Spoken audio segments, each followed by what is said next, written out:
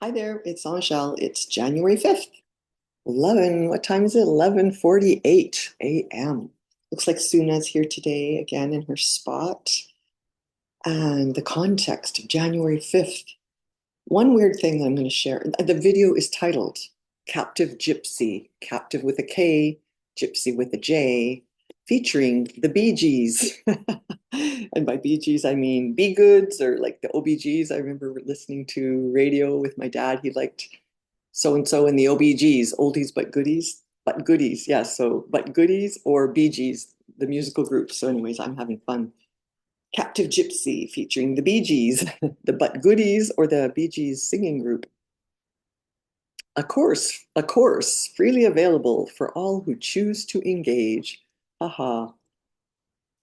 Yeah, and it looks like the seed. Anyways, I'll tell you about the seed in a moment. But last night I was awakened by a really bad dream at 12:30. I had somehow was tired. I had an 8 a.m. appointment this morning, which ended up being a no-show. But anyway, my 8 a.m. session with my mentor didn't pan out. She didn't turn up and I didn't hear anything. But anyway, that's happened occasionally. I'll hear from her when I hear from her. And so I went to bed. I somehow was surprised. I thought I'd go to bed, I'll read, but 9:30, bed, sleep. And then mid 12:30, I was awakened with a horrific dream. So horrific, I can't even remember it because what I do remember is my response to it. I woke up saying, no, absolutely not. No, got into some serious global energy work for maybe about 10 minutes. The kind of work that I kind of forgot about being so consciously aware of this kind of global energy work, but I kind of came to align with my own abilities through a group called Archangel Calendar. The man's name is Joseph something. I think he lives in New York State. So he would sort of write up these things and every archangelic calendar day. So at first the days they lasted varying amounts of time, and over time one day would be like 30 days or something like that. So you'd read it, he'd be there, and then he would offer some possible um, group project, like let's work on this, let's work on that, let's put pink flame to this and blue lightning to that. So last night I went into a whoa, the fuchsia flames and the violet flames and the blue lightning and I just have this thing where I kind of imagine I had a lot of practice, but it was years ago. I'm thinking that's like 4 or 5 years ago, but I was really into it and I was always on it. Every time the day changed, I would do a session and not every day, but throughout the days regularly. I was really committed and there were a lot of people who were. So that was happening. I forget what years, but definitely pre-COVID and probably a year or two before that. Anyway, whatever. I really got into that and I thought, huh, can I do this? Because he even said, don't do it. If you don't feel to do it, just don't do it. And then I think chapping in, well, I can do this. And then I started to learn and I honed it quite nicely, where I would imagine sort of the earth in my head, sort of in my mind's eye. I would have a vision of the globe and I'd put both my hands. And so whatever that color of energy or flame or lightning or whatever, and then sometimes I'd go off on my own, not exact. At first I would just do as he offered us all to do collectively.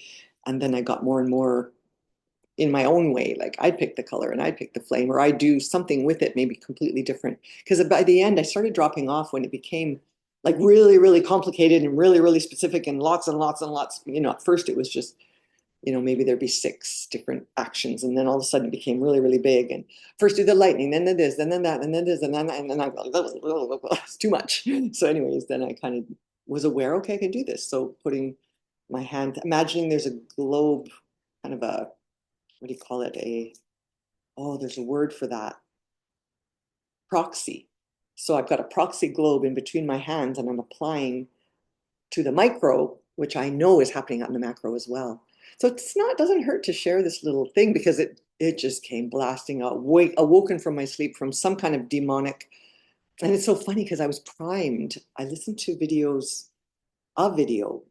I listened this morning to another video about Rion de Ruin from United Collective. I think it's called on YouTube. What else does he call himself? He has teamlight.com, which I think is where he sells products. But anyways, I really like Rion de Ruin and I find him really entertaining and hilarious. And he's kind of got an inside scoop to what's going on in the astral fields. And he kind of is a warrior doing all this non-physical battles and goes all around the world and does grid work and cleans up messes that have been there for centuries sometimes. And I think there's a lot of people like him, but he's probably very vocal, and he's been vocal for a long time on YouTube. So I happened to listen to him last night after he'd had his interview with Vivian Chauvet, who's an Arcturian hybrid. And I really like Vivian Chauvet. I don't know her work very well, but I listened this morning to them both talking again. But I heard yesterday just him after that interview talking about SMART dust. For whatever reason, I'm not going to say the word fully, but he was sharing some things like in California, they're noticing this weird fog and that it's kind of dropping a powder on everything. And he power washed his patio and he found the air so dry, but yet there's no rain. But I kind of took extra notice because here in my house, my cat was coughing. Soon was coughing yesterday. I'm like, was that a cough? And I, like the tiniest little dry cough. And I'm like, oh.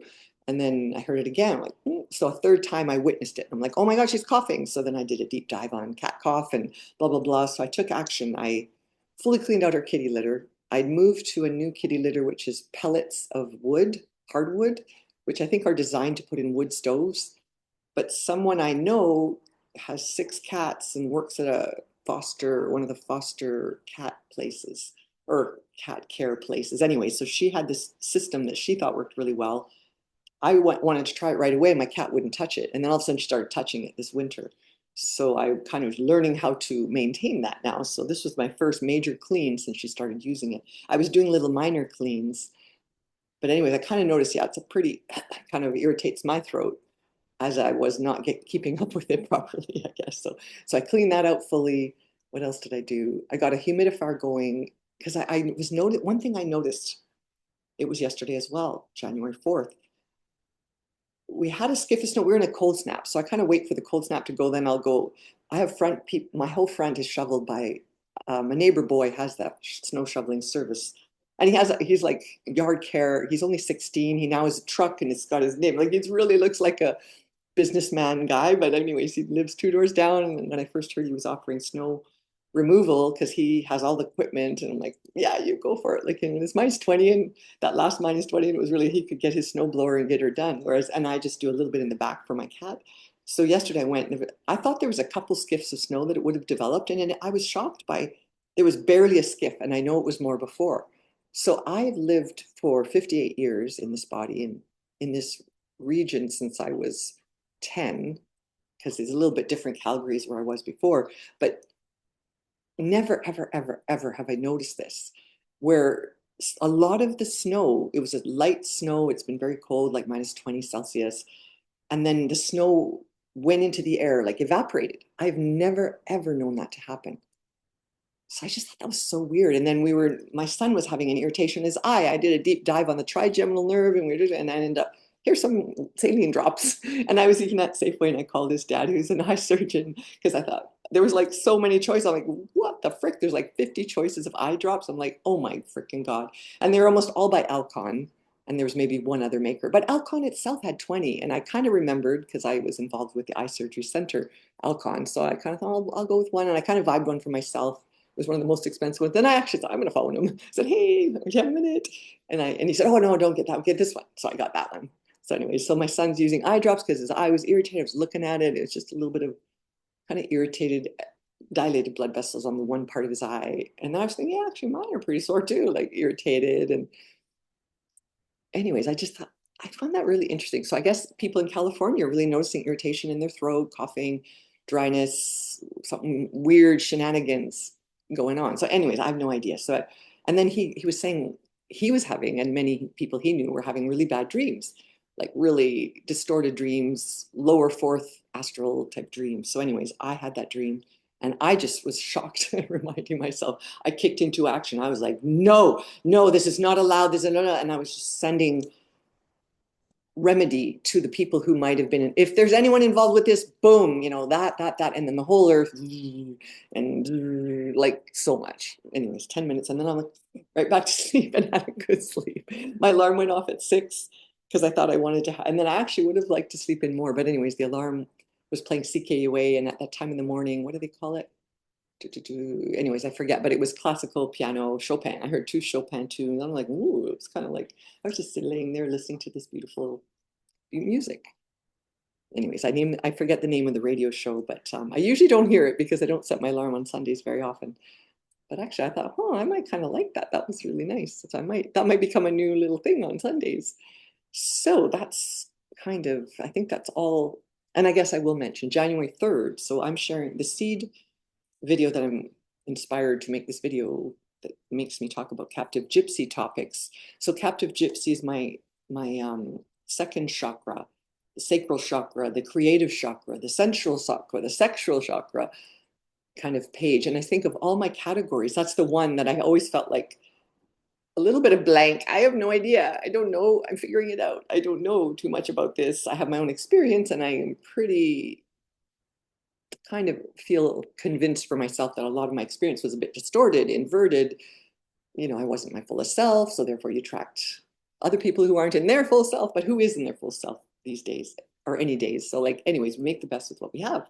Accept reality. I don't have a war with reality, but I've sort of, my personal mission statement to enable and empower optimal human health, not knowing what that is. So, you know, just being aware that I think there's a more optimal version of myself and all of us is available, waiting, coming attraction. So anyway, coming attraction.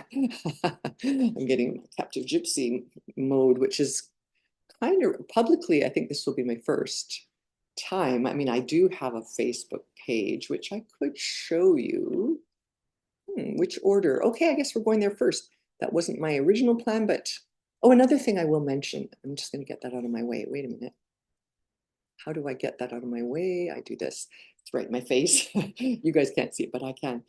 For the first time, for whatever reason, just prior to pushing record, I checked my flicker rate, 140, 1145, and my discernment skeptic ratio, I felt 100%. Because sometimes when something's new, is it teetering and tottering or does it lock in place?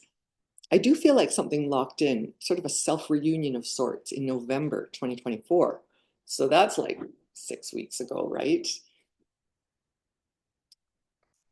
Oh, I hear my son's home. Hey, Jean-Luc. I'm just doing a video. Is that going to bother you? Yeah, I guess I'll just keep going. Yeah, I just kind of got started. Shouldn't be too much longer. Oops. I don't want to push stop because I learned recently that when you do that, then you've got two, and I don't want to have to sew them together later. I don't even know how. So anyway, what was I saying? January 3rd. Oh yeah, I was gonna captive gypsy. Oh yeah, so my discernment to skeptic ratio 100% and surrender to higher self. I'd never asked that, and I got 65%. So this is Angel, captive gypsy, 65% surrendered to higher self, whatever that means. But for some reason, I felt to ask that, so I thought, oh, because I think my intention was to get out of my own way. But at the same, and then I said, is that optimal? And I got a yes. Like the human has to be here too, and you know, you get braided in with your higher self. How do you even tell the difference? I don't know. I do not know. Okay, so share. And I had set everything up. Let's put that down. And let's see, we're going to go to Facebook first. I'm going to make that big. So desires are not the enemy, they're guests. So this was a post I made on my Captive Gypsy page. What was the date? May 4th, 2022. And I have gone back to this many times. I was really happy with this deep dive into desire because Gene Key 30, the shadow is desire, the gift is lightness, and the city is rapture.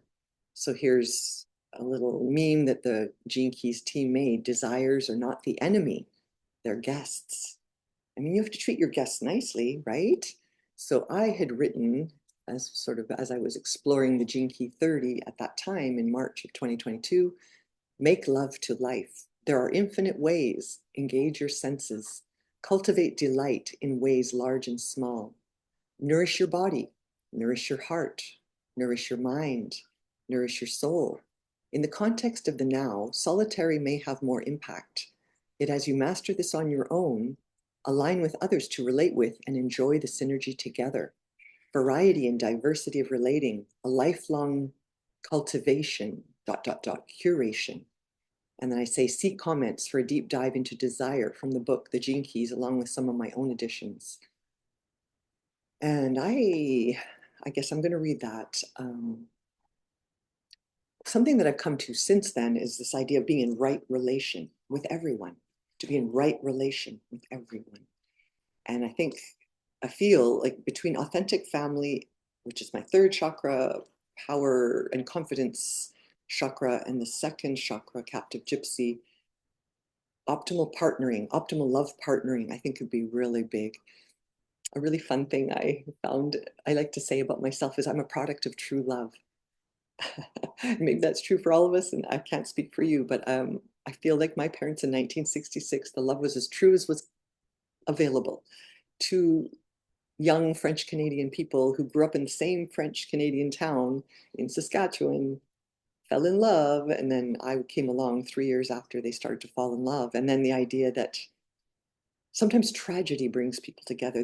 Their first kind of connecting, there was a tragedy that occurred. My mom lived on a farm with her family, 5 kids, and then her uncle was the next door farm. Well, his barn went on fire. So of course the whole town comes and helps. And then my grandpa, his brother, he goes running there, and he knew, oh, he's got a brand new tractor in the barn, and the barn's on fire. So he goes in there and he's getting he's going to save the tractor. So it's kind of a funny story. But he had trouble starting it. The barn's on fire all around him, and he just gets it started. He gets out. The minute he gets out, kaboom, the whole thing comes down. So he saved the brand new tractor for his brother. And with the shenanigans of everything going on, my mom's oldest sister was dating one of my dad's closest friends. So my dad and his friend go pick up the two girls, my mom's older sister and her, and they drive 1 mile to go watch this. She got to witness her dad just getting out. So that's how she got kind of connected to my dad in a more, she knew of him. They were 3 years age difference. So she was 14, he was 17. So that alone, ooh, in today's day, how do you feel about your 14-year-old having a 17-year-old boyfriend? But anyways, by the time my mom was 17, Angel presents to the world. So I'm a product of true love, despite all the tangles and, having an unplanned pregnancy wasn't the most celebrated thing, to the point where my maternal grandmother, stated my whole life that I was born premature, because that kind of fit in better to the mold of not having a unplanned pregnancy before you get married. So anyways, that is an aside. Okay, what am I reading here? Do I really want to read this? That looks so freaking long. No, I don't think I do. I'll just pick through. Let me see. So the idea that the gene key, I talked about the shadow is desire. You embrace the shadow to unlock the gift of lightness. And then the city of rapture, I have no idea. That's not one I've ever tapped into even for a minute. I don't know rapture myself. But lightness, I think I have come to embody more and more. Desire, lust, and you can lust for money, for this, for that, and the other thing. But anyway, summarize it to say we each have the power by intention as a starting point to activate our DNA to transmit more pure life force, which transforms how our life is experienced. Pick out bits. Well, you know what? I think I'm just going to link this in. I mean, I really do go, look, ooh. I interject here. Take your time to contemplate this. I only today feel the depth. And when I came back, or did I? I only today feel the depth and power of this natural process. Society has educated us to blame, shame, and ridicule ourselves and others, holding humanity stuck in a loop indefinitely. What you resist persists, and it is a huge deal. Life as a human being is gloriously messy. Honor the mess. Cultivate the alchemical magic held in your desires. Experiencing within your own body what is being pointed at here is believing. Experiencing is believing. Not necessarily acting on all your desires, yet engaging with them as a natural purification process. There's something very purifying of just don't blame or shame yourself for having desires. I mean, I think there's also this idea of desires and true needs, like inner qualities of need. I don't think we were designed to all be hermits and be with ourselves all the time. Okay, the other gene key in the ring of purification, gene key 13, So the Gene Key 30 is in the ring of purification. And I really came very deeply in 2022 there in the spring to recognize how important that was. So the ring of purification has only two gene keys in it, Gene Key 30 and Gene Key 13. 13, the shadow is discord. The gift is discernment. Siddhi is empathy. So I think I've tapped into empathy a little bit. I think I really can appreciate that, and discernment. It's a really challenging one to be objective about, but the idea of, like, here I checked in, I feel like my discernment is there and my surrender to my highest nature is there. I did transcend lust at some point, and maybe it was around that 20, 22, 21. I really can't remember. But anyways, I really had the sense that, oh, I transcended lust. Oh, wow, that's amazing. I really don't want my life driven by lust. And yet I do want sensual experiences that are enriching for me and a partner. That will happen. I feel it's inevitable, but I don't know how and who and all anything else more. But anyways, there is some stuff in there. So let's see, what do we have here? All human beings will eventually realize the state of inner freedom. So Gene Key 55, I don't know if it's victimization is the shadow, the gift is freedom, and the siddhi is freedom. Freedom, freedom. That's the only gene key where the same word applies to both the gift and the siddhi. Freedom is really, really important. Yeah, so that kind of comes into the topic that we're talking. I mean, to be in right relation with everyone in full authenticity and full freedom. I think that's rare. I think that's really rare-ish right now in our world right now. But that's what I'm aspiring to. And I know right now we're in Gene Key 54, starting today until the 10th, where the shadow is greed. Greedy. You can be greedy with your lust. You can be greedy with your desire to accumulate physical things, money, and greedy for people's time and for attention. So that greed, when you're going at a relationship in a greedy way, that can be a little, something just not quite right? The frequency is a little static. So the gift of Gene Key 64, the one right now we're in Gene Key 64 is aspiration. That's the gift to aspiration. And then the siddhi is ascension. And we've just come out of Gene Key 38 today. Somewhere today it ended. Struggle is the shadow. Perseverance is the gift, and honor.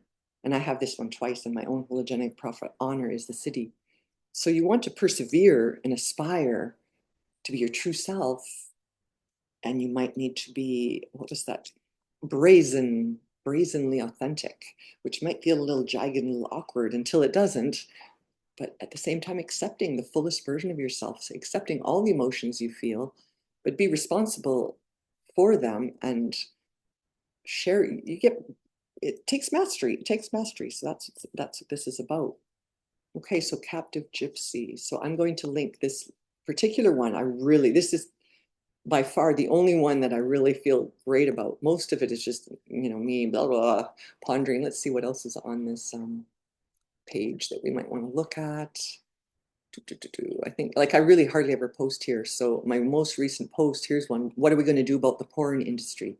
This is someone who I know and have been in physical presence with in California, Joshua Tree, California. And yeah. And then here's one, May 27, 2024. 1,000 dreams burn gently in me. I love that. That's a really nice statement for the Captive Gypsy category, because, dreams of creation, right relation, manifestation, not manipulation, in full authenticity and full freedom for me and all parties involved. And I'm talking about every form of life. I want to be sitting at collaborative tables discussing real things. And anyways, so there I go. I guess March 24, I reminded and reposted it. What's this? Great shining light on a fairly common issue. Yeah. Oh, I shared a little bit of, yeah, Damien Bowler. I kind of followed him for a very short time, but he shares on this topic. Mike Harrigan also shares on this topic. It's like, I'm not even going to read that. Polyamory versus monogamy, which is better? There is a question for you. I have personally never explored polyamory, and I can't imagine that could work. It's something that depends on how everyone feels. I think everyone has to make their own agreements with each other in full authenticity and full freedom and full transparency. I think when it comes to the love partnership, when it comes to sensuality and who you're sharing it with, I think full transparency is essential. I'm just going to vibe that. I mean, I'm trying to say, am I biased? Am I biased? But I just think everything I know about human nature, and I've witnessed people exploring polyamory, and I think if you hold any deep emotional wounds, which I think we all do to lesser and greater degrees, I think you're going to find polyamory pretty challenging. I'm not speaking from my own experience, but I'm speaking to people who are relatively close and sharing with me about it. So I think it's pretty challenging. Okay, so now the seed that got this going. Okay, I think I'm just gonna stop share for a minute. Yeah, the seed, and I'm gonna talk about this term called the twin flame. And I don't like the term, and I think most people who use it don't like it either. But what I think it represents is sort of this unique, powerful, soul connected, intimate love partner, potentially. And then I think I've never really quite figured out, like, is that something you could have that partnership without the intimate love part of it? I mean, you can love someone without having physical expressions sexually or sensually about it. I've heard some people say you don't have to be that kind of partnership. But basically, I think this twin flame just talks about a very complex, multidimensional soul connection. And when you meet in these physical embodiments, it's quite challenging. I think I've heard some people kind of wish, I want to meet my twin flame. And I actually don't recommend that as a wish. I think what you really want is to be your true self and to be in right relation with everyone. And if you want to have a love partnership relationship, I think that's a really lovely desire to have, and you can aspire to that. And the best way to get that is to be that. Does that make sense?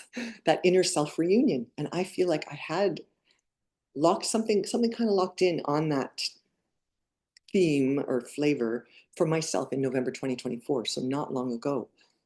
Hallelujah. Praise God. Praise the Lord. I'm teasing myself. But anyway, kind of, I really look at it all on a loose palm going, what is this? I think it does point to something. I think this term twin flame points to something. I've kind of been keeping an eye on, and the Seed article does discuss that topic. Oh, I see that my reason why she didn't show is my girl was in the hospital and is now better, but she couldn't make it. So I'll read that after.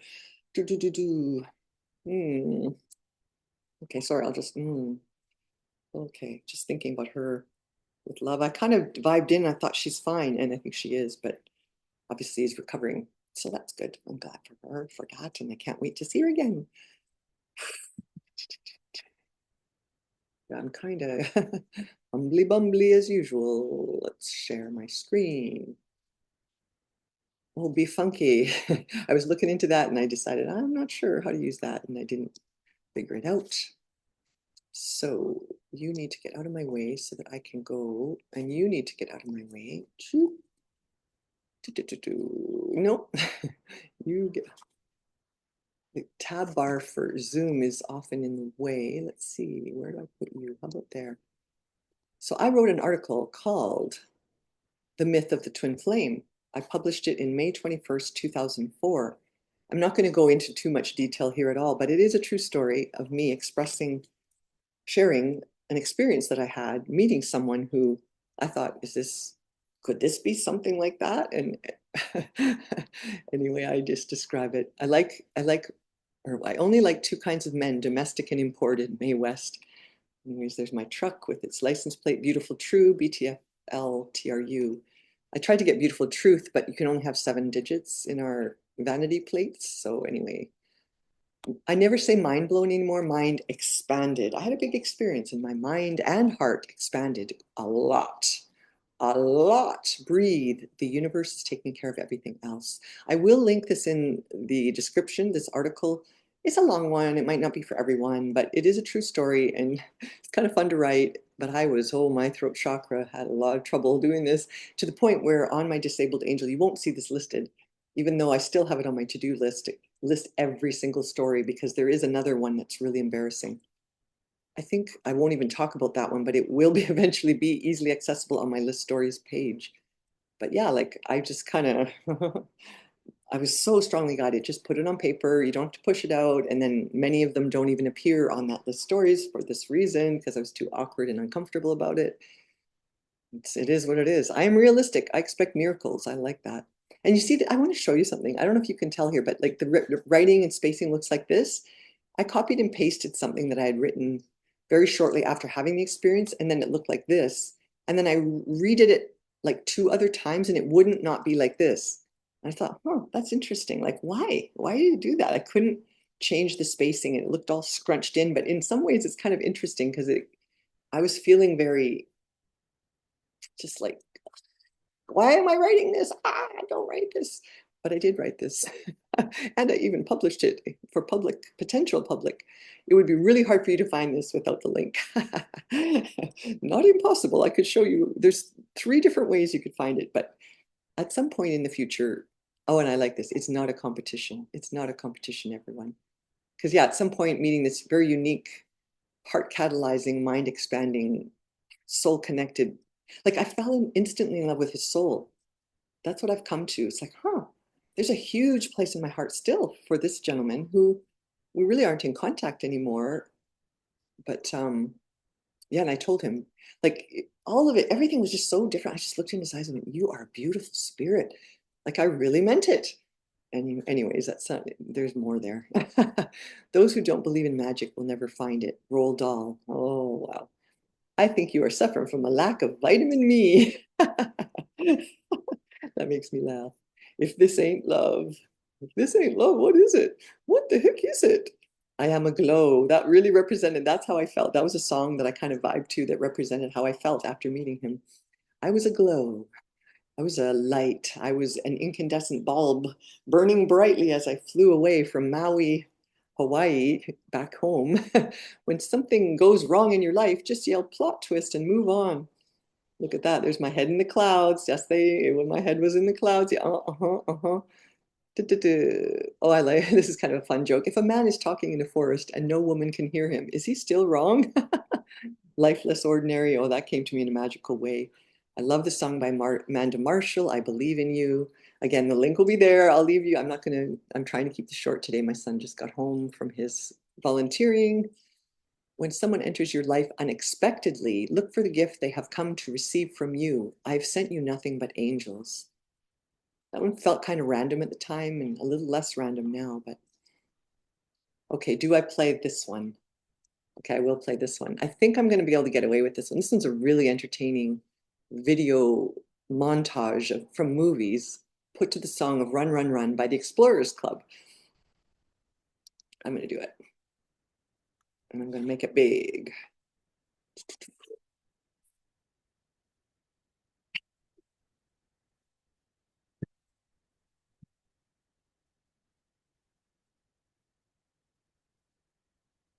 I think we all run away from ourselves. Lots of things. Oh, look at all those doors. I think about you every night, all through the day. You're all that's on my mind. So now I've got to try to get back to you somewhere. Just deep down inside, there's so much I want to say. All right.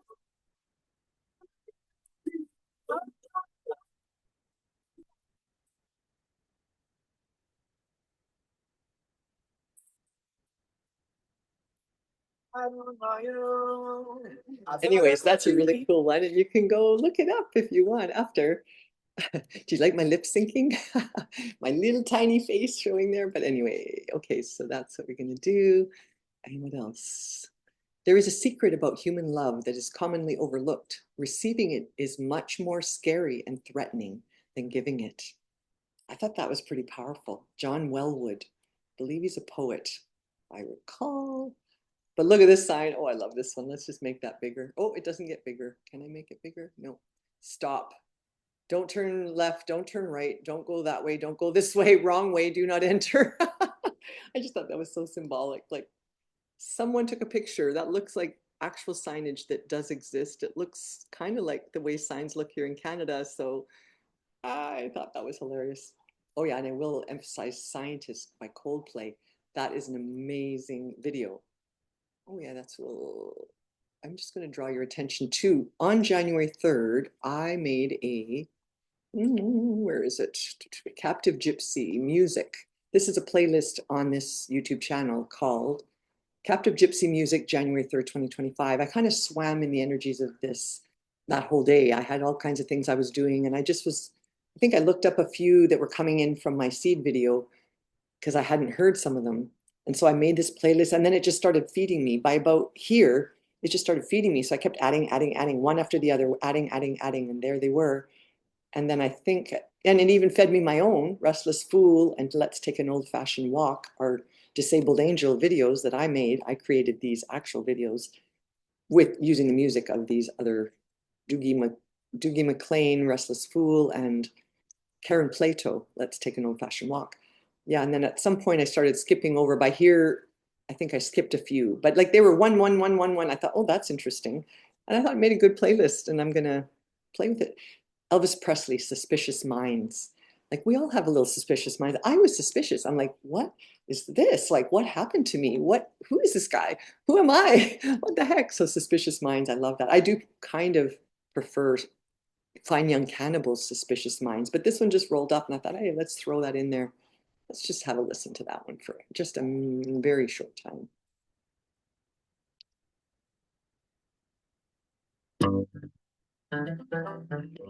It's a nice version, absolutely. We're caught in a trap. Caught in a trap. I can't walk out because I'm in love. Anyways, that's interesting song. And Elvis, we know the Elvis story a little bit. Whatever we know, but let's go down. So yeah, Scientist Coldplay is on there. Coldplay is like, they'll never let me get away with even a little bit. So watch it. The video is really amazing and I found it very insightful. There's I've noticed certain entertainers who are actually particularly, it's a frequency. This whole twin flame thing, there's a frequency and I've come to recognize it in others. Like they're not my twin. It's not about my twin flame. Like I don't even know. Some people think you can have more than one. Some people think you can only have one. And nobody can really agree what is it even. So anyways, whatever. That's why it's kind of fun that this article that I posted on Disabled Angel called Myth of a Twin Flame. There's no other article that I've ever written where I changed the title twice. I think it started as Twin Flame Factor Fiction. And then I think it was I Burned in the Twin Flame or something. So then it became The Myth of the Twin Flame. The myth. There may be some truth in there. I haven't really figured it out fully myself. And I think there's a whole crew of people trying to figure it out also. I keep an eye on, is like, has anyone really made it happen? Some people claim, oh, we are twin flames and we're together. I'm not sure that that's necessarily, I think it's extremely rare if it exists. I'm not aware of it, even though I don't even know what it is. So that's kind of weird, right? Follow that dream. Let's see, what else do I have here? So yeah, and then I've also added, like I went back and added stuff. Enchanté was a little poem I wrote. Oh boy. Bohemian, gypsy, wanderer, a person, musician, artist, or writer who lives a free-spirited life and believes in truth, freedom, and love. So I would call myself a bohemian. I do believe in truth, freedom, and love. And I aspire to truth, freedom, and love. And there's my Captive Gypsy profile pic, just kind of a wild and free. I think my tagline or description is exploring all that is wild and free and all that gets in the way, or something like that. Undisclosed desires. Superstar, I really like that one. From Queer Eye for the Straight Guy. That's how I found it. I even had a crash and burn playlist I think I made. And then look at this picture. This is I was in the audience at this very entertaining fire dancer, and she was so good. And there, look at what she had. I thought, oh, maybe I should be a fire dancer, but like a squirrel, we lost that idea real quick. And there's The Kiss by Klimt, a very famous painting. The Kiss, the Kiss, the Kiss. Yeah, I think that's all I want to share about that. So I kind of wanted to, And I'd never heard of this term, the twin flame, until I think it was May of 2011. And what I'm describing here occurred in November 2011. So I had a hairdresser at the time, and she handed me a book. She said, "Oh, one of my other clients wrote this book and gave me a copy, and it's just not calling to me. Here, I think you'll like it." And so I went, "Okay, thanks." And it was called Value Your Vibration. And it described this a catalytic mind expanding experience that she had with a man, to the point where I thought the one thing I remember the most about, I remember thinking, whoa, wow, what the heck is that? Like I said, oh, so that was my introduction to the term. I ended up meeting her personally because she lives in Edmonton, and she had a garage sale, and I purchased some crystals from her. Do I have it here? No, I had one. It was, anyway, whatever. Details. But I liked her, and I followed her on Facebook. But anyway, so at one point they were at a restaurant, and the waiters and waitresses were never coming to get their order. And she came to realize, she felt that they really didn't see, they were literally invisible. They were vibrating out of the visual spectrum of the people who were in that restaurant. And so finally, when they caught their attention, it shocked them. Like, what? I didn't see you there. I've been working here. I didn't see you sitting there. I didn't see you. So I thought, ooh, what? What was that? So I mean, I just like took notice of it, read the book, and then I had this heart catalyzing, mind expanding experience that I might have, I just thought, that guy. I was with that guy and that happened. So it's about that guy. But anyways, I don't know. I still don't know. And I may never know any more than I do now, but I do know a lot more about myself now. And some kind of self reunion occurred in November 2024, and I'm very happy for that. Okay, so let's stop beating around the bush. So I want to introduce you to Marla Kelly. She's the one who did the video that is the seed, and I won't even be playing any of it, but I might read a few notes that I made while watching it. But she's an amazing practitioner of, multimodality person, QHHT, quantum healing, hypnosis technique, past life healing. I actually have some skills in past life healing too. I don't have the patience for QHHT, but and then she also does this spiritual release therapy, SRT, and I have done two in 2024. I did two one-on-one sessions with her, but I also want to show you she has a playlist on her YouTube channel called Twinstrology, Collective SRT Clearings. I have done every single one. If that one says it's not done, but it is done, because I probably went back, maybe I did it a second time. Twin Flames Clear Rejection with Spiritual Response Therapy. So anyways, everyone's kind of using it in quotes, because it's just that once the term was out there and used so much, if you want to, help to magnetize your proper audience, people are still using the term. But most people that I respect are not that keen on the term, because no one can really define it that well. Or maybe they can. Maybe I'm speaking for myself. But anyway, so she's got like 19 of them here. So she started doing this 10 months ago. I've done every single one she did. And I think it was right around after one or two, boom, I booked some one-on-ones with her, and I loved it. It was very, very effective in her hands, SRT modality. So these are freely available for anyone. And they're not just for twin flames, for anybody. Some of them are specifically titling twin flames, but whenever I did those ones, I thought, this is good for anybody. Do you want optimal partnering? Do you want to be in right relation with an intimate love partner? Then you will be interested in this, honestly. And they're really easy. You can kind of be doing something alongside. You just sort of have the intention of yes and listen. It's pretty multidimensional, magical, but I really believe in this. In her hands, I don't have a lot of experience with this modality, but I really like how she uses it. And then I think she had about 5 of them where you had to purchase on Vimeo, and I purchased those too. So anyways, I've been doing what I can do for myself, as best I can. So this is the one that is the seed for this. So she's a tarot reader, and her most recent videos really haven't been doing tarot readings, but look this is her deck. She made this Intuit Oracle Flame deck, and on her website, which I think I showed you there, didn't I? Like, I'll be linking all this. So on her website, you can buy her deck. Is it down there somewhere? Well, anyway, so she's got different ways of interacting, and she's been doing this for a long time. I see 2015 as her earliest, and I've been following her since then. She had a crew. There's 3 of them, her, Debbie Dubois, and Kalina Malnar. So I follow all 3 of them still. And I've had a session with both Kalina once and Debbie once. So not related to twin flame, but just in general. Like that was an interesting trio. And I think at one time they even did a in-person retreat in Banff, and I was like, oh wow, they're in Banff, that's awesome. But anyway, maybe I'll meet them in person one day. But I'm really aligned with Marla Kelly this year. And yeah, like they all kind of went in different directions because it's just sometimes a really interesting three-person collaboration.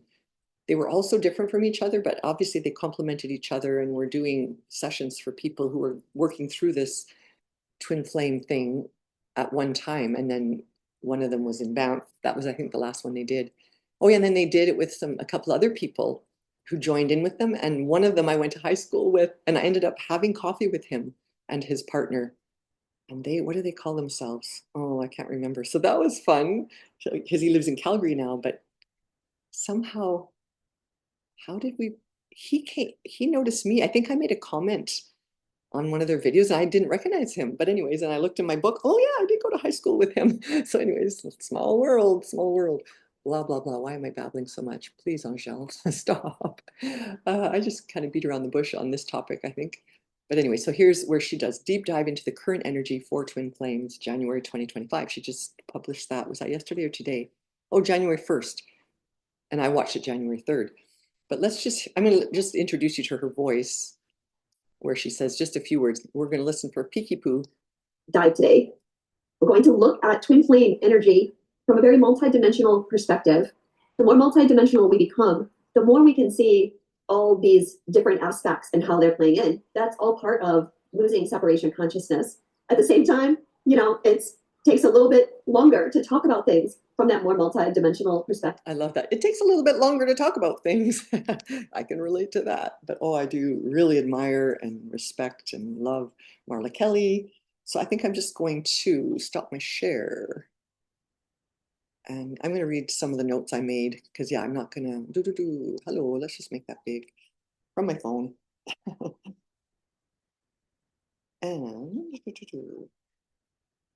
so, yeah, I did quote early in the video. I just love this quote. We can't accept God's grace to gain our goals if we are victims of everything outside of ourselves. We can't accept God's grace to gain our goals if we are victims of everything outside of ourselves. In this moment, it's reminding me of Gene Key 55. Victimization, or victim, I think, is the shadow. Freedom is the gift. Freedom is the city. Freedom is really important.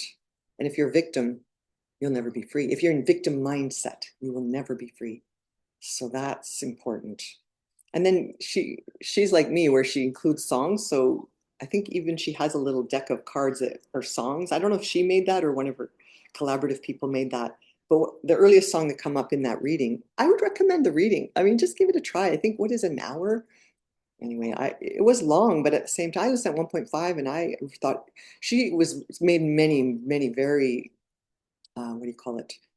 Good for everyone statements. Like, multidimensionality of each of us is tangled and complicated until it isn't, right? So we're all trying to untangle, right? So the earliest song was Boys Don't Cry.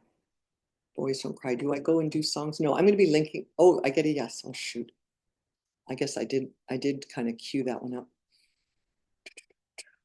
Boys Don't Cry. I mean, the thing I took while I was listening is I felt like I took that in too. Girls and boys get that message. You don't cry. Don't cry. Don't cry even when you're sad. Oh yeah, look at that. Here we go. Boys Don't Cry, The Cure. I wasn't even that familiar with this. Oh yeah, and I went and found the lyrics just to sort of say, I would say I'm sorry if I thought that it would change your mind, but I know that this time I've said too much, been too unkind.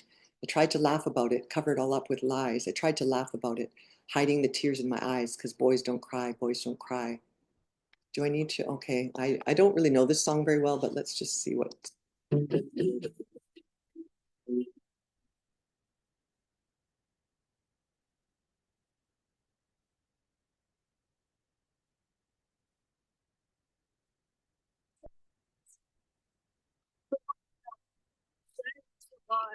But I know that this time I have said too much, been too unkind. I just feel nothing without it. Come over and right. I just feel nothing without it. I knew the tears in my eyes.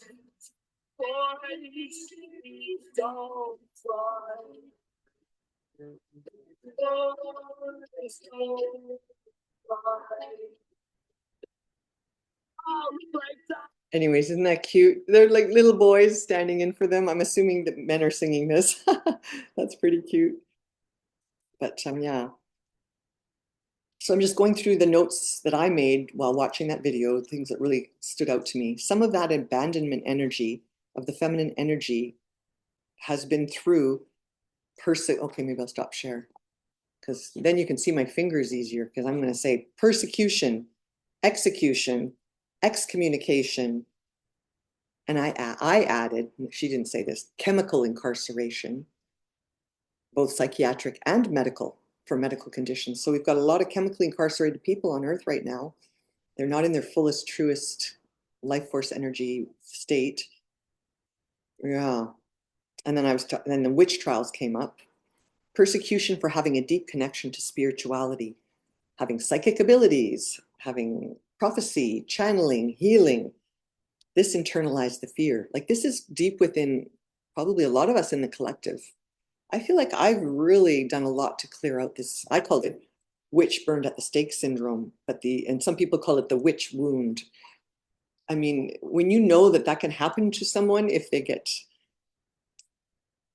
persecuted, then we're all going to speak truth less, right? And on the smallest scale, I think what you can fear speaking truth because you could get rejected by another person who you might care about. So it's manipulative almost not to say the truth. To hold back the truth would be to save yourself heartbreak, heartache, rejection, right? But at some point we say, well, I'm just going to be myself. And then there's no fear of rejection anymore because if you're just going to be yourself and it's not a match, like cool, or it's not a match right now, cool, no problem. Like, don't take it personally. Don't take it personally, please. I know that takes a lot to work through that. I think we all have to just work through it in our own way, in our own time. When you and actually just for whatever reason, I had this sitting here. Woe is I, Junior. It's and today, just before I thought, oh, for some reason, I feel like I'm going to be opening this book every now and then because it's kind of a comedy. I did read it God, it must be 10, 15 years ago, and I just thought it was funny. It's about grammar. But here I opened it up and I got The Witch Trials, WHICH. I thought, okay, that's a coincidence. Are you spooked by witches? So I'm going to read it because it just seems really funny in this out of context way being used. Well, who isn't? Everyone is haunted at one time or another by the problem of choosing between that and which. Let's see if you can pick the right sentence. Only ghosts which have heads can wear hats. Only ghosts that have heads can wear hats. If you pick number two, only ghosts that have heads that wear hats, give yourself a pat on the back. Here's what to ask yourself before choosing which or that. Is it the which or the that? And the stuff attached to it, in this case, which have heads or that have heads, vital information.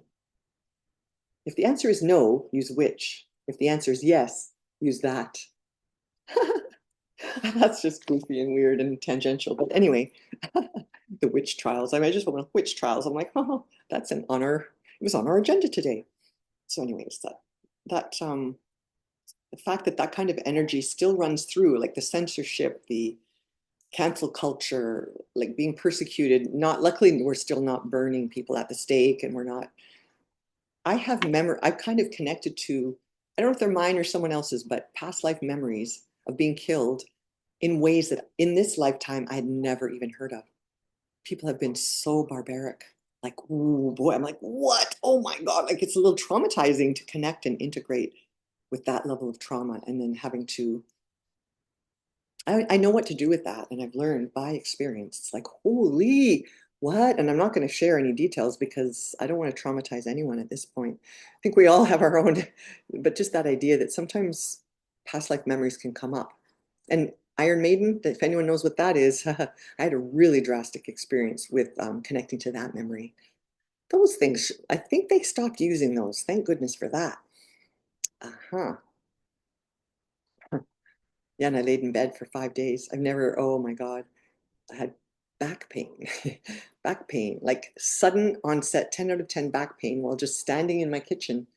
fell to the floor. Luckily, I had my phone in my hand, and I debated, do I call 911? And I'm like, no, they're going to hurt me even more. I was like, just the thought of being put on a gurney, and like it was that. It was horrific. It was terrible. So I called my friend instead, and they were, I think within 15 minutes, they came to my home, two of them. One held my head, one held my feet, helped me work through some energy, and then it got down to about a 7. And then I laid in bed for 5 days and recovered.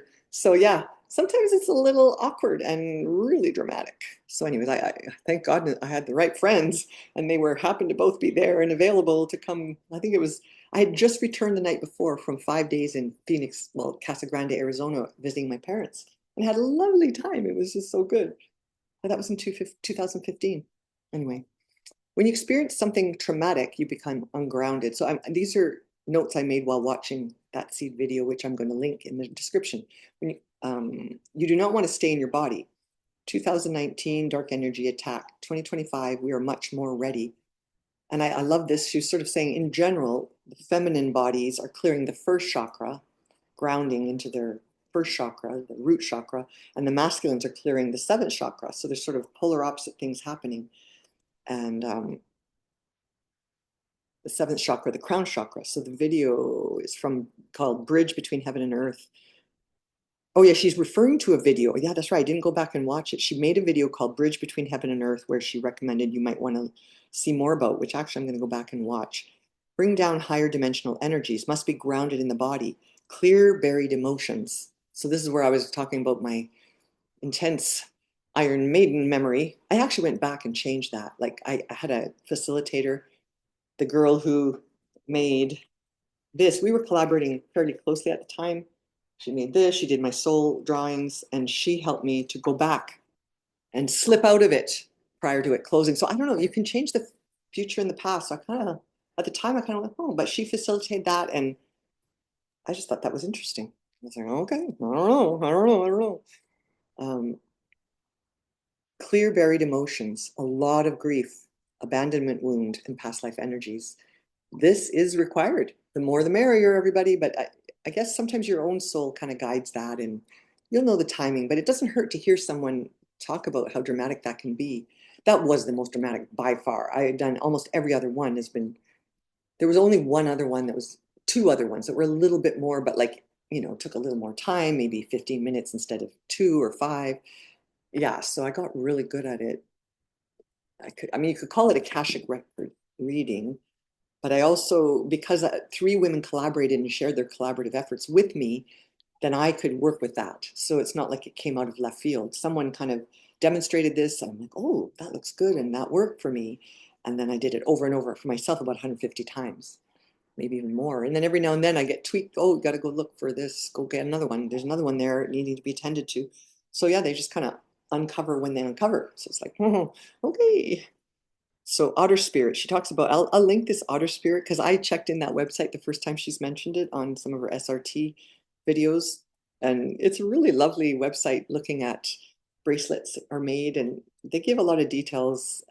I remember looking through all the astrological signs. They had little packages like, if you're a Libra, think of these. If you're a whatever, think of these. So yeah, so I thought it was really well put together. I enjoyed just looking through the Otter Spirit website where they sell crystal bracelets. So the abandonment wound presents in numerous ways in both men and women. Misogyny, a symptom of our culture.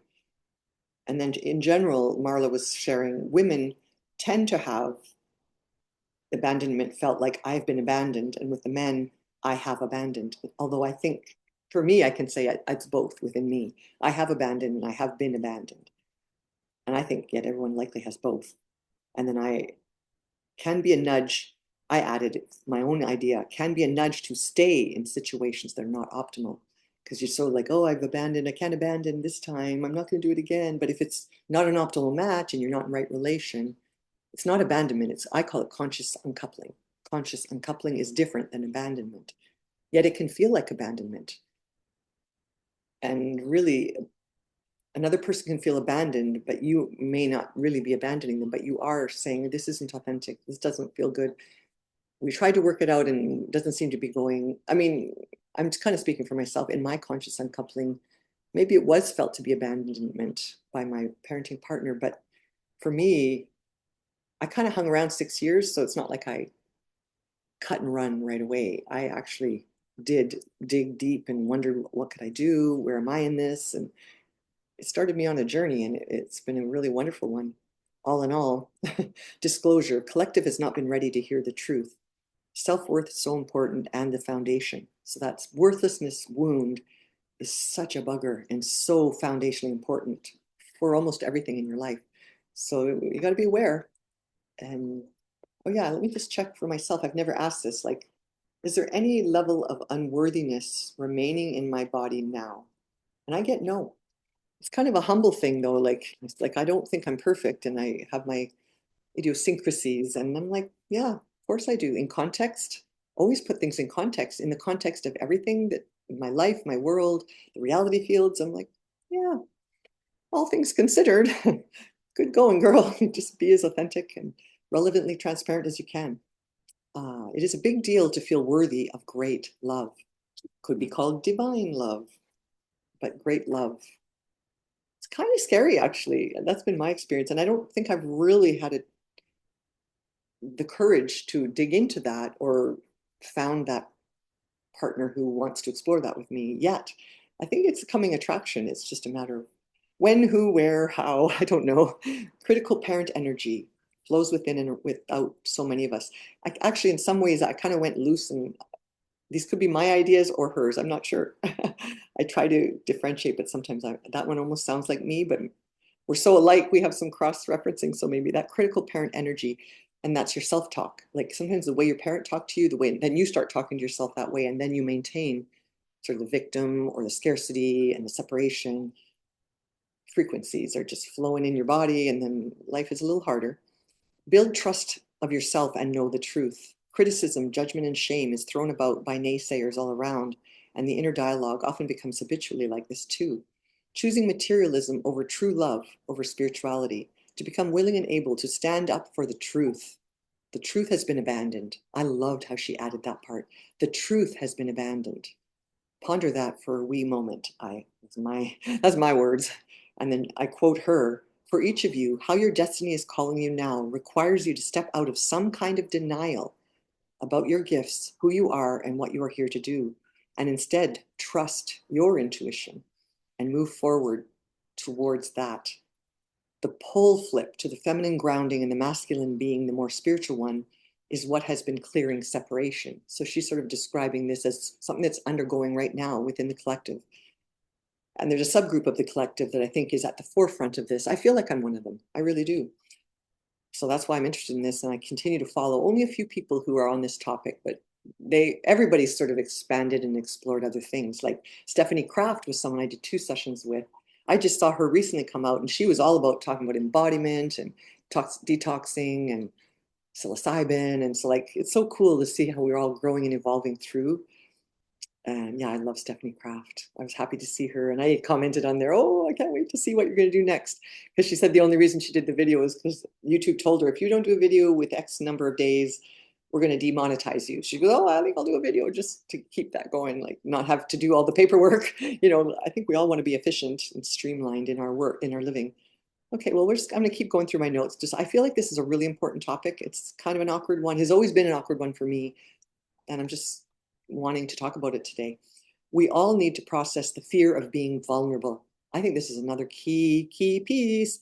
Life will live in ways so much more enriching, fulfilling, offering growth and creative yield, along with a variety of experiences that will delight us. Do you want to be delighted?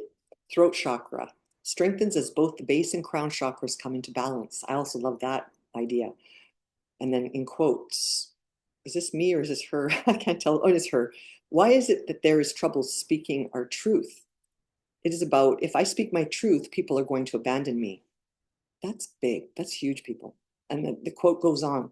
We have not been expressing truth in our societies because everyone was afraid to voice the truth because you will get persecuted for it. And that's where I think I would like to, that's a movement I'd like to start, to get the collective to recognize, do you know how much you're hurting yourself by censoring, canceling, cast aside, and even persecuting and mean-spirited comments, that, oh my gosh, like, wow, do you know how much you're hurting yourself? Do you really? And I think obviously they don't, or they wouldn't do it, right? This has really come to a head in recent years. People persecuting and canceling each other. Okay, then I move on to another segment, recognition and rewards. Change. I don't know if this is me or if this is her. Changes are happening, yet there is frustration abounding too. And then this is me. Mind the gap. Anchoring higher dimensional energies take time to manifest in the physical world. For me, it has shocked me how long this is taking. Yet considering our collective context, it has been incredibly tangled. And then again, I don't know if this is her or me. Have trust and faith. There is so, oh, this is me. There is so much disentangling in so many ways. Generations of entanglements are now being addressed. So really, we have to be compassionate with ourselves, really compassionate. And then Simple Man by Leonard Skinner was offered by Marla in her video. It came up as one of the cards in the reading. And then I was reminded of, as I was listening to this, I had my great big data dump in October 2012 that was very destabilizing and led to me being incarcerated for 30 days in a psychiatry ward. I had this one of the concept that one of the many messages that assembly line healing, DIY. I just added the DIY all of a sudden, assembly line healing. I had this idea, I have to do this. How do I do this? I need a collaborative team and da, da, da. But I now just after January 3rd watching Marla, assembly line healing DIY. I've gone over that top concept many times since 2012 and I always felt like I don't understand it. I don't understand what that was about. I don't understand. I don't understand. I now feel an understanding that may not be the highest level accessible understanding, but just this idea of self-led healing. So assembly line healing, but what I feel like I'm doing with these videos is I'm assembling a line of people that have really helped me that you could consider, but if they're not the one for you, you'll find the one. Just to know that it can be done. Assembly line. Look at your smorgasbord of options. Oh, wait, I think that's a really common question. I know, listen to me. A common question I ask myself now, is this natural for me? What are my choices? What are my options? How many options do I have? Sometimes you find two options, go, this or that. Oh, are there any other options? Oh, there's five options. Okay, out of these five options, am I going to pick one, two, three, four, or all of them? Like there was a time, oh, this is so funny. This is absolutely brand new in this moment in medical school, like, medical school had its challenge in all kinds of different ways. But I remember one that really kind of like, whoa, kind of caught me like, wow. We did multiple choice exams. I don't know that in pre-med we ever had these, but they were like a multiple choice. Like, oh, multiple choice, that's good. I can vibe out. Like, I think that's it. I'm kind of good at vibing, but this kind of multiple choice, I can't remember what they call it, but it's a really way harder multiple choice because you don't know. It's like it could be one answer, or some of them say A and C, B and D, and E, which often was all of these or none of these. So like way more options were available so that if you really had to know your stuff a lot more because you couldn't just vibe, oh, that's B, A, B, C, or D. Oh, B. B's the area. I know the B, I feel the B is the right answer. And you could not know it, but you could feel it. Not that there's anything wrong with that, but yeah, that type of multiple choice. Sometimes all of them are the right choice and some of them, none of them are the right choice. Like, think about that in your life. Oh, there is a word, and I know my adult kids would all know that word, but I don't know it. And I don't think I ever did, but I remember thinking, ooh, that's a way harder kind of multiple choice. A and C, B and D. So you kind of get used to A and C, B and D, A, B, C, all of them, none of them. Like, I think there was sometimes you got to G, you had to have all these options. I'm like, oh, Jesus. So like when you're getting into minutia, I used to do this to some of those questions because like, yeah, and one time the internal medicine guys did the test themselves and failed it. We all failed it, then they also did maybe 10% higher than us. It's like, why are you testing on us on stuff that you don't even know? Ooh, Michelle's getting cheeky today. A little cheeky. Okay, I'm almost done. So yeah, I'm inspired. So came up with my own little statement. I'm inspired to be a part of my self-selected audience's network of support to help you be aware of the smorgasbord of options. So I kind of like that. And actually, I don't think I've publicly set out somewhere in the last few weeks. I'm calling myself an optimal health intuitive, not a medical intuitive anymore. I'm upgrading it. Optimal health intuitive. Because it was interesting because I collaborate with different people and sometimes they want to collaborate on a really medical level, like even the units and numbers on their blood tests. And I'm like, I'm really not inspired to do that because I don't feel like, I feel like it's irrelevantly irrelevant. And that's not that often that I felt that. But then I just thought, oh, okay, it's as relevant as you think it is, I guess. And I just think it's just such a tiny minutia that you can focus on this level in your blood, but really there's a lot more foundational things we could do first. And then I know that everything will just fall into place if you get all the other parts, the big pieces right. But anyways, I offer to you today optimal love partnering. First things first. And here I have a little fun. Okay, what am I doing? I'm sharing. I'm going to share because this is not from Marla, but I reminded in the process of being fed all kinds of things while I was listening to the few that Marla shared. Where are you? You're here. I came up with one that I have definitely known, but I offer. Can you and oh, wait a minute, is it not here? Oh, it's going to be on my list. Let's go here and let's go back. This is a fairly short list, so I will find it. It's called Kiss You All Over by Exile. Where is it? Did it come up early? Yeah, there it is.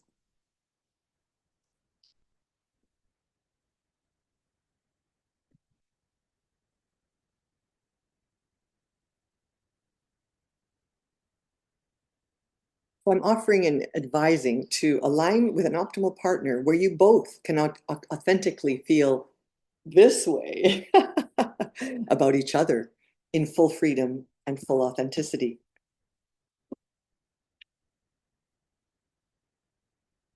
It's like a litmus test.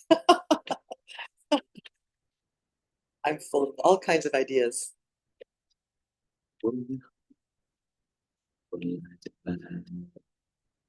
They have been thinking about you, baby, one desire. Wanna wrap my arms around you. Getting hot in here. I turned up the temperature to 21 and now I'm getting hot. Yeah.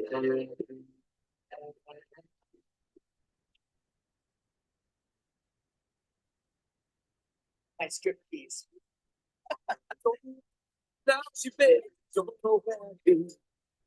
You're not just another lover, no, you're everything.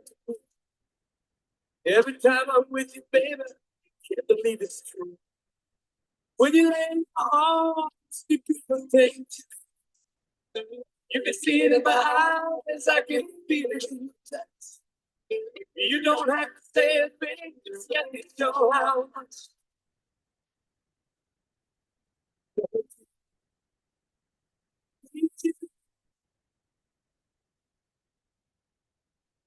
Oh, kiss you all.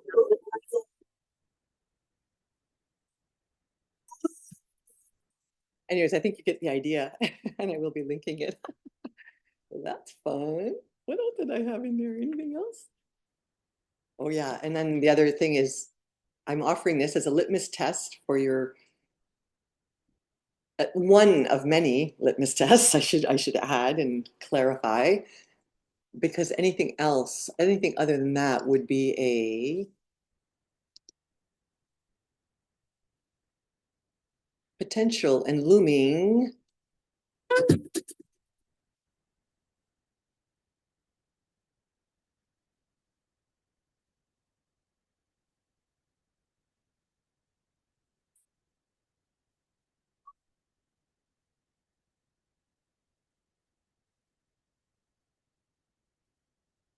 If you get the idea. Yeah. So funny. Okay, I'm almost done, you guys. I'm gonna just wrap this up, I think. Oh, except for I'm gonna pull two cards, I think. Yeah, uh-huh. Yeah. Okay, so what am I saying next? Yeah, this song Tragedy, that song. I'm just gonna make myself bigger for whatever reason. Um, it was my son and I shared with both my sons my Spotify, but the one son was way more into music and all his music was dominating my end of the year lists. And then my other son had only one and he would only listen to it in the car. But I noticed that song was on there and I'm like, oh, and I asked him about it. And he goes, oh, I just think it sounds funny.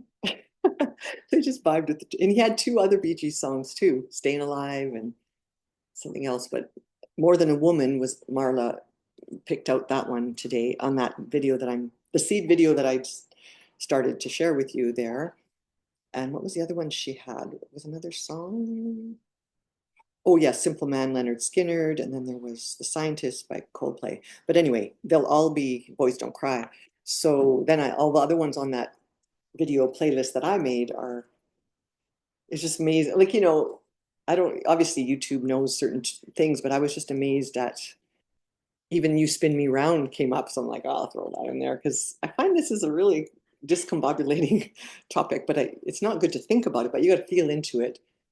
But also you need to get the inner self reunion, fall in love with yourself, attune yourself to, there is a threshold level. I think if you're not above that level, I think you're going to have a hard time having optimal love partnering. And I think right now, I'm recommending to all my friends, like if you're single, stay single. Don't go looking right now. It's not a great time.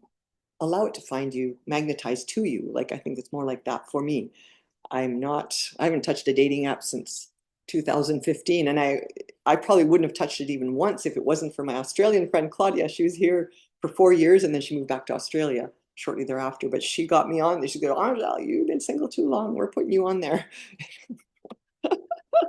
Well, and some of that is documented in Disabled Angel Stories. But yeah, so when the list stories shows all of them, because there's a few that aren't there that are a little more kind of embarrassing because I was all tangled up and I was exploring a little bit lustfully, I guess. But yeah, I guess I'm human. I'm human, and that's how I work through that. Let me tell you. What was I going to say next? Yeah, so that was all my notes. Yeah, anyways, I think there was something more, but I'll let it be. But I thought I'm going to pull one card out of my tarot deck and out of my Beyond Lemuria again today, like I did at one of the other videos. I can't remember which one. So that's Beyond Lemuria by Izzy Ivy. And I've got my Gilded Tarot by Barbara Moore. But I'm going to do it in front of you because last time I didn't, because I think I'm not an expert at all, but I just kind of do it until one definitely comes out. Like I just kind of shuffle, la, la, la, la, la, and one either pops out or presents itself in a way that makes it very clearly the one. So for this Captive Gypsy video and potential audience, okay, they're all going the same way. That's good. I just kind of keep shuffling until one just pops out. And it sometimes takes, I don't rush it. I just say that's how I pick them. And I think there's a lot more slick people at this kind of thing. And sometimes if one pops out, I'm not sure, I just vibe. Is this the one? Like here, I got this one kind of seemed to be out, and I'm just going to ask. This is my way. Is this the one? Nope. Yeah, because it didn't really pop out, but it was kind of one all by itself. Let's keep going. Yeah, because sometimes you have to kind of get your energy in. I've just done this video, so now I'm more able to pick this card. Whereas before I picked it before I did the video, oh, this one is kind of almost falling out of my hand. It's this one. Oh, the High Priestess. Interesting. What's that? Number 2. Okay. I'm going to read the book. It's not very long. Major Arcana. So another Major Arcana. After the Fool and the Magician comes the High Priestess. Kind of not totally surprising. I was wondering if it was going to be another one, but anyway, the High Priestess. The High Priestess speaks of the unknown and contradictions. I think this Captive Gypsy, it's all about contradictions and paradox. You've got to just sort of get comfortable with the paradox of truth and the various perspectives and multidimensionality of truth and desire. And your desires, is it your inner needs needing to be met? Like you can't berate yourself for having needs. Like we all do, and we just have to accept them. And then we try to meet our needs as best we can on our own and magnetize others who will really enjoy meeting those needs with you. Yeah, I think it's about that. Like you can't be manipulating. If you get someone on the hook in some kind of manipulative way, it will never be as satisfying. Never. I rarely say never. I just notice myself saying that. That's my opinion. While her face is masked, she is clothed with a transparent gown. Does that even show clearly? Let's try that. She floats with a toe barely skimming the waters of the subconscious, while her head is crowned with 9 glowing orbs representing the 9 planets. She exists between 2 pillars holding mechanisms whose purpose is unclear. The night sky behind her hints at both the poetic mystery of the moon and the logically charted courses of the heavenly bodies. She beguiles, she promises knowledge. She can be dangerous. Ooh, are you scared? We must accept her energy and wisdom cautiously. The message of the High Priestess is about a kind of knowing that is beyond logic. That's the truth. Okay, I missed saying that. It's beyond logic. If you try to understand it, you won't be able to. It is not about logic. The left brain will never figure it out. Never. And again, I'm saying never again. I usually say never, never say always. Listen to me now, believe me later. Pay attention to your intuition and recognize that there are different ways of knowing. While the stars and planets of the night sky can be charted and understood rationally, the same sky inspires us in ways foreign to our sense of reason. Be aware of staying too long in the heady realms of the high priestess. Yeah, that sounds like good advice too, because I might have been victim to that a time or two in my life. You must take your inspiration and translate it into action. Actually, that's great advice. Honor the muse, but do not become her slave. Yeah, that's interesting choice of words. I've never read this before. Huh, that's really cool. Huh. Last time we had the death card and whatever video that was, the death rebirth card. And now we have the high priestess, the muse. Yeah, I had a muse. And this gentleman who I wondered was twin flame acted as a muse for me and kind of still does. Like, I don't know, old habits die hard, right? I mean, I don't know why. I really stopped trying to figure it out. I really did. And I don't even know, how this person might be presenting and living and expressing in life, but I know that soul. And oh yeah, and I guess I should mention January 2nd, I had a vision. He appeared in my vision. January 2nd. That's right. Oh my God, I'm so used to it, I don't even put too much like I thought. But it was different and upgraded from how it usually would be and would turn up. It was, I'm just trying to use my words carefully. And I'm picking, oh yeah, and I'm going to pick Beyond the Mirror while I'm talking about this. Let's see, or I might not. We'll see. I'll just shuffle it anyway. It was passionate. and and I remember kind of noticing, well, wait, and I'm like, well, I'm going in. It was short. It wasn't very long. A couple minutes, 2-3 minutes, but like feels really real, it feels really real. Like, okay. Yeah, and it was definitely, there were no clothes on and there was kissing. Kind of went that far. But like out of nowhere, boom, there's like, oh, and then I seemed to be, the setting was in, anyways, who cares where the setting, there was a setting. No clothes and kissing. I think that's enough. You get the idea. But I remember kind of noticing, whoa, oh, whoa, whoa. And then, oh yeah, the next thing I do lately, what I've been doing, it doesn't happen that often, but when it happens, I'm like, did I create that? Did he create that? Who created that? Where did that come from? Like I ask these questions and I kind of get confused because the answers don't really come. In this case, I just ask those questions like I always do. I said, but I thought the biggest thing I took away is like, hey, that was different. That felt freer. That felt natural. That felt so maybe it was just a symbol, or like, does my higher self tell me this? Does his higher self tell me this? Why is this happening? Why am I having this vision? And yet it's my vision. I don't know. Maybe I kind of, but I really don't want to be creating fantasies that are based in the world. Like I never have, but I think I kind of did a little bit at one time, like years and years ago, like the 2012 to 15 era. I was pretty stuck on it. I had this idea and maybe I had expectations and it's like, oh yeah, that's not going to work. That's not going to work. Until you can let those go. Oh, I thought I might have had one. Okay, these are way bigger and it's harder to do, and they're really, oh, what about this one? Let's check that one. Is that the one? I'm looking for only one for this group and this topic. Is this the one? I get a yes. Okay, yeah, these are thicker. They completely work differently. And luminescence is on the bottom after I shuffle. Luminescence. Oh my goodness, do you ever love that picture? Isn't that gorgeous? She's a mermaid and she's got sort of energy flowing through her heart and her hands. Yeah, I think, oh, that's another good sign. Like, is your heart engaging in any sensual pleasures that you are? And then the hands and the heart are kind of connected. So like even just touching, when you've got that feeling, your second chakra and your fourth chakra, and then you touch. But I have kind of, I think one of the recent, I noticed as I was looking at the Captive Gypsy, there was one reminding me at some point, maybe it was early 2023, I thought, I won't be exploring with a man physically until I can see what he can do without touching me. That's something I declared, just kind of made a statement. Oh yeah, so we got air, Paradigm shift. What a lovely card for this topic. We need a paradigm shift in partnering. Yeah, yeah, we do. I guarantee that. Oh gosh, oh, I actually get quite a lot when I look at that because I see flowers, I see the wings, I see these different levels of stars, like your chakras carry on, the non-physical chakras. The heart is lit up. There's a little bit of a pattern there. Ooh, swirls. Like, look at the context of this. Paradigm shift, air, 13.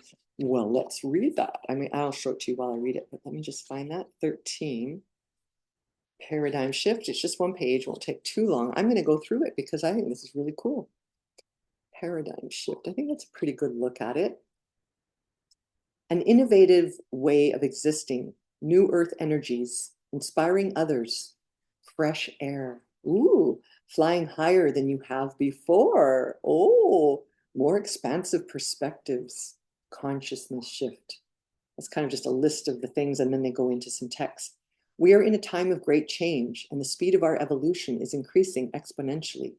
With our advancing technology and ability to communicate, more knowledge and power are available to us as individuals than we have had for centuries. There are also more platforms where we can share this information.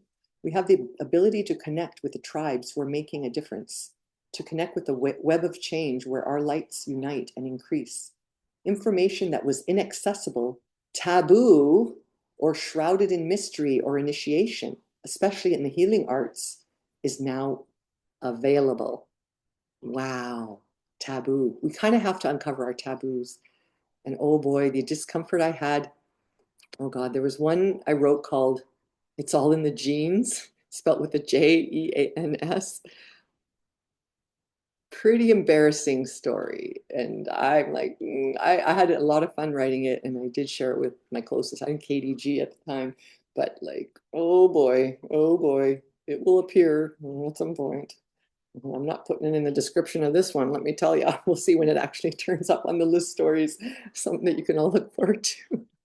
It was really embarrassing. Like, but then I thought, wow, that happened. You did that. Why did you do that? Anyway, it's bizarre. It was quite bizarre and kind of that's just funny. It really made me laugh, like hard, belly laugh, and my friend too. But see if it makes you guys laugh at me. A former version of myself did that, so that was like, oh boy, that's a little sketchy, girl. Like sketchy on so many levels. You'll see one day, maybe, if you want. Where are we? Oh, I was talking about taboo. Where is that? It reminded me of that. We can engage many tools as we build energetic sovereignty. Energetic sovereignty. Energetic sovereignty. We want that. We all do. I want that for everyone. I want that for myself. Energetic sovereignty. Okay, that's just too good. Where was I? Let me start that sentence over.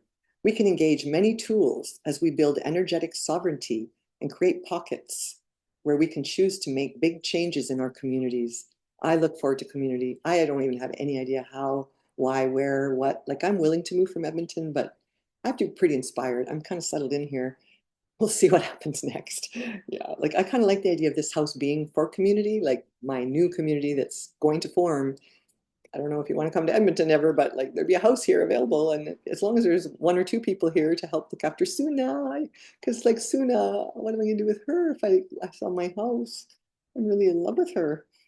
Where was I? We can inspire others, connect the dots, and receive and share the knowledge and tools needed for transformation. Transformation. Kind of making fun of what was that guy called? Cajun Guy. Adam Sandler does Cajun Guy on SNL. Celebration. We're speaking in more of a New Orleans French accent. As we wake up, we can't help but awaken those around us. It may start with an inquiry on what this fresh, new, and long-awaited breath in is all about. An expansive being holds a tiny heart-shaped seedling. When the foundations we build on come from a place of love over fear, we will see huge positive changes in the world. We can start with ourselves.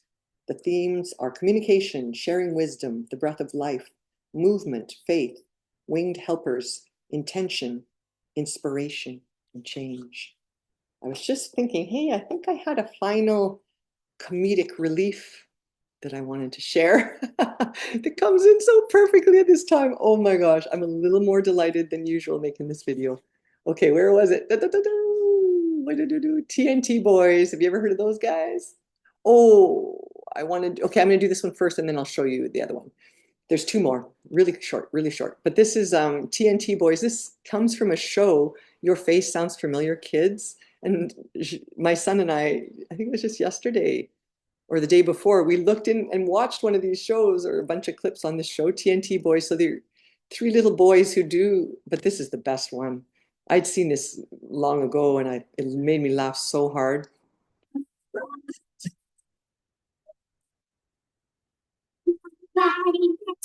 It's too much hair.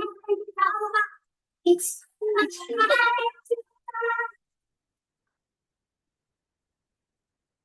I'm waiting in line too. It's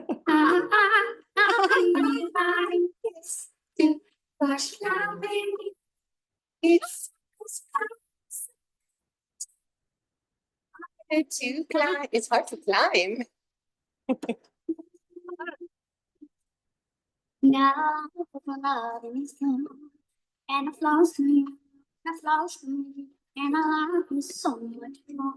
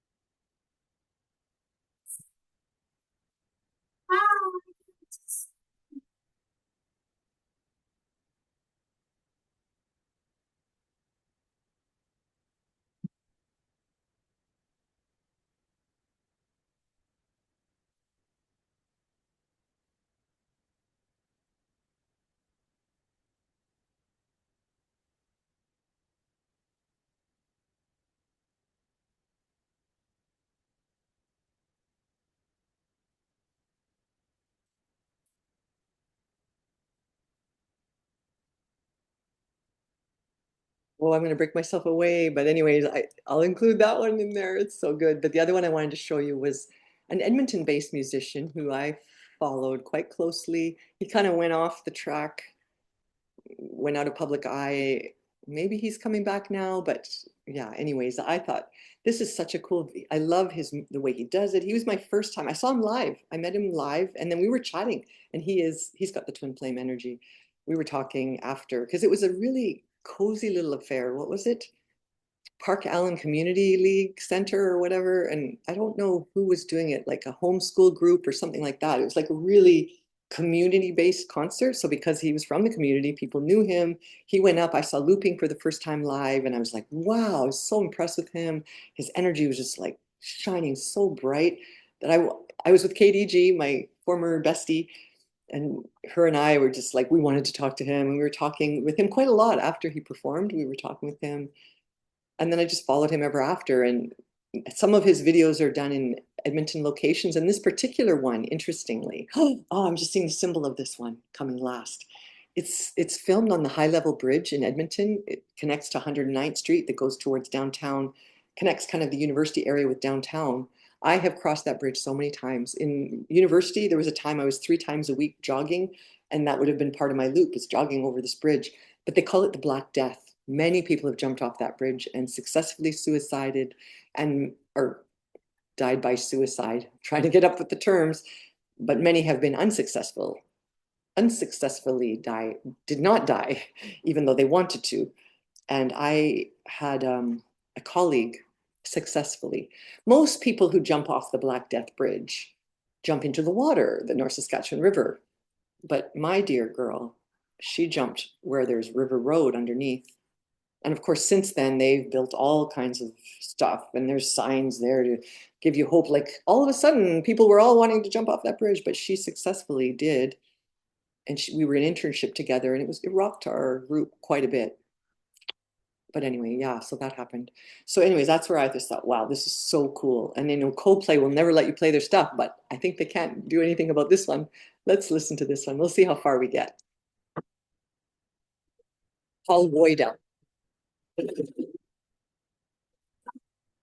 Viva la vida. Live your life. Live the life.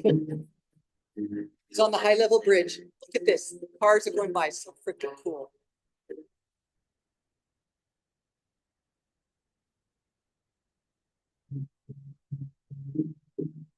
He is very creative. Must give him that.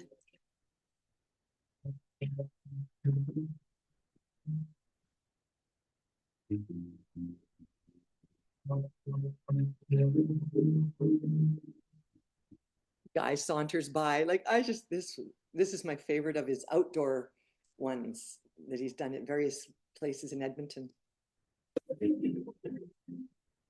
And I guess I will add, I am, he's never told me, I'm not really friends with him. I just had that really good chat when I first saw him perform. But I would say he's in the depressive, like, that's been his challenge, I'm guessing. And here he is performing Live the Life on the high level bridge in Edmonton, nicknamed the Black Death. It's like, wow, people like talk about, my heart just squirts in compassion because this guy is one beautiful young man. Like his spirit, very beautiful. Oh my goodness. And yeah, and we talked about partnering. Like I think he had a love, and one of those kind of loves that is really challenging and hard, but really, really deep and really, really strong.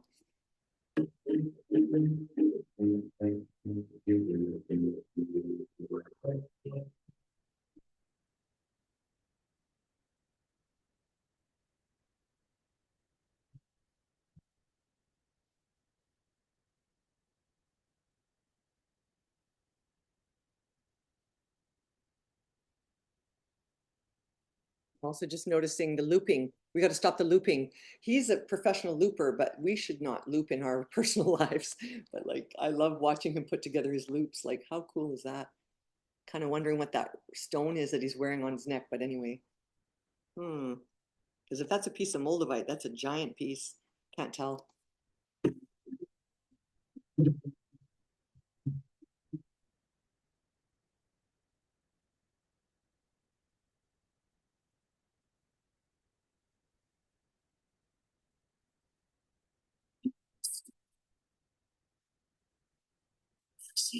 Guys, when I gave to her in the morning, I sleep alone. Sweet sweets I used to hold.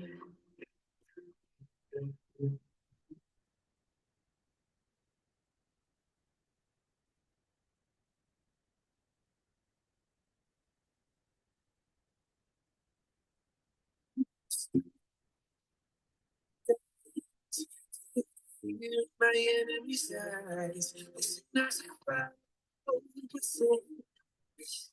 y'all can't stand long to begin. When did I defeat?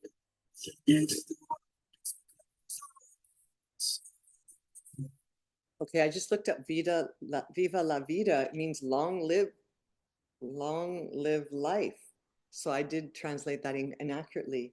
So he's singing a song, Long Live Life, on the Black Death Bridge in Edmonton. Think about the energetic, I'm just getting, what an energetic grid worker in such a creative way that we can all enjoy. I would love to have been someone who walking by while he's doing this. Anyways, I'm interrupting, but I will link this video in the description. So stand upon pillars of song, pillars of sand. Let's not build our next foundations on pillars of sand. Let's try not to do that. What do you think, you guys? Roman Calvary comes. She there is a God for some reason I can't explain. She was never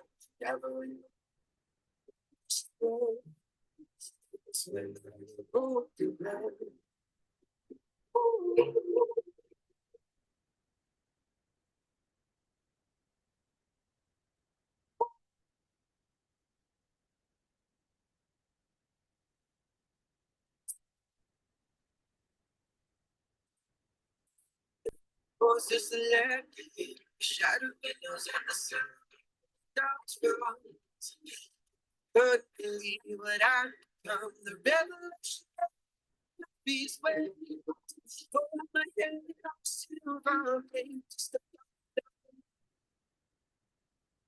just noted he just said my head on a silver plate.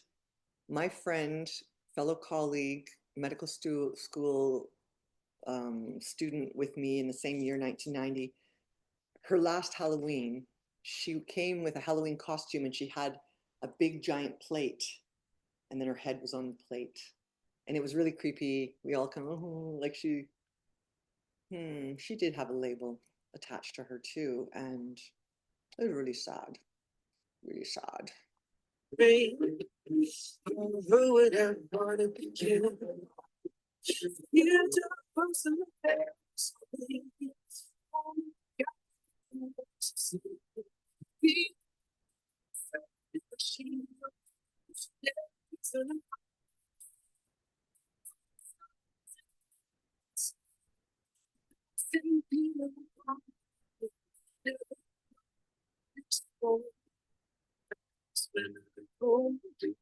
Never an honest word. That was when I ruled the world. Anyways, I want to go on, but I guess I'm really enjoying watching this. However, I think I really have shared everything I planned to. Oh yeah, and I guess I queued up. I started my 2025 eclectic playlist with I'm Ready, and I've added You Should Be Dancing with the Bee Gees and Children of the World. I was gonna end with that one, but yeah, I realize you have to use the app on the computer if you want to play them. I learned, and here's the app, because last year I had, let's just put this here. Are you ready? 2024 eclectic. I'm asking myself, I'm ready. 2025 eclectic. I thought that was really fun. But I mean, obviously, this is one of my favorite songs. I'm Ready by Nurse Chapel. Nurse Chapel. I always want to call her Nurse Chapel. My French brain turns it into Chapel. But if I wanted to play, I would have to Children of the World. I want to just, I guess I had the idea that I was ending with that one. Where is my other playlist? I'm ready. There it is. Now, will it work? Will it? That's not what I wanted. That's not what I asked for. But then let's stay alive. Okay, I'm getting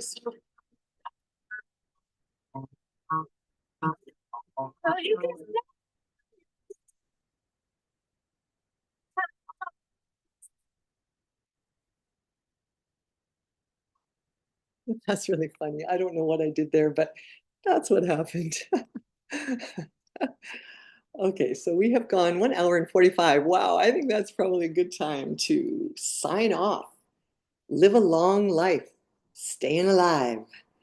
If you're going to go over the high level bridge, don't worry, we've got all kinds of barriers and blockades. So if you had any urges to jump off, although there isn't such a thing as jumping off a bridge, you just got to not too high a bridge and make sure a nice safe landing is available for you, or else you could learn to fly. All these things are possible. We just haven't experienced all of them yet. So signing off on January 5th, 2025. Happy New Year.